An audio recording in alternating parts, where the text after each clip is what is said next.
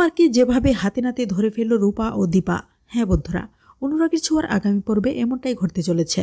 লাবণ্য সেনগুপ্তর অন্ত্যেষ্টিক্রিয়ার সময় দীপা কাউকে কিছু না বলে কোথাও একটা চলে যায়, আর এজন্য উর্মি ও তার মা দীপাকে নিয়ে নানা বাজে কথা বলতে থাকে।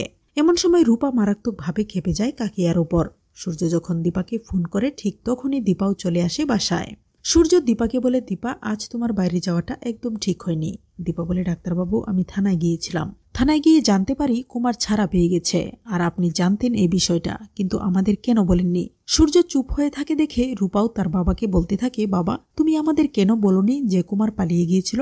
সূর্য বলে, এতদিন পর সব ঠিক হয়ে গিয়েছিল, তাই তোমাদের সবার মনে যাতে আর কোনো প্রকার ভয় না ঢোকে, তাই কুমারের বিষয়টা আমি কাউকে বলিনি। দীপা বলে, ডাক্তারবাবু বিপদটা তো আপনারই হয়েছিল, ভাগ্যিস রূপা কুমারকে দেখে ফেলেছিল, আর এজন্যই ব্যাপারটা ক্লিয়ার হতে আমি থানায় গিয়েছিলাম। উর্মি ও কুমারের কথা শুনে ভয় পেয়ে যায়। উর্মি ভাবে, এবার না জানি কোন বিপদ আমার জন্য উৎপেতে আছে। এদিকে কাজ শেষে সবাই যার যার রুমে চলে যায়। তারপর রূপা দীপার কাছে এসে বলে, মা তুমি আর আমি মিলে কুমারকে খুঁজে বের করব, আর এই বিষয়টা আমরা কাউকেই বলবো না।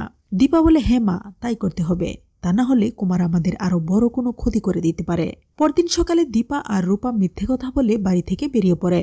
তারপর তারা যখন কিছু দূর যায় তখন একটি পার্কের ভেতর কুমারকে কয়েকজনের সাথে কথা বলতে দেখে। কুমারকে দেখে রূপা ও দীপা একটু আড়ালে চলে যায়। তারপর কুমার যখন কথা বলা শেষ করে বাইরে বেরিয়ে পড়ে, ঠিক তখনই দুপাশ থেকে রূপা ও দীপা ঘিরে ফেলে কুমারকে। কুমার পালানোর চেষ্টা করলে রূপা বলে, কুমারবাবু এবার আপনার আর রক্ষা নেই, পাপের শাস্তি পাওয়ার সময় হয়ে গেছে। দীপা বলে, কুমার তুই ডাক্তারবাবুর ক্ষতি করার চেষ্টা করছিলি, তাই এবার তোকে আমি আর ছাড়ব না।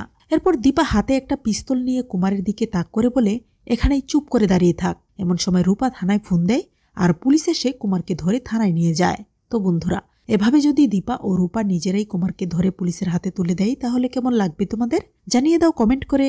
ধন্যবাদ।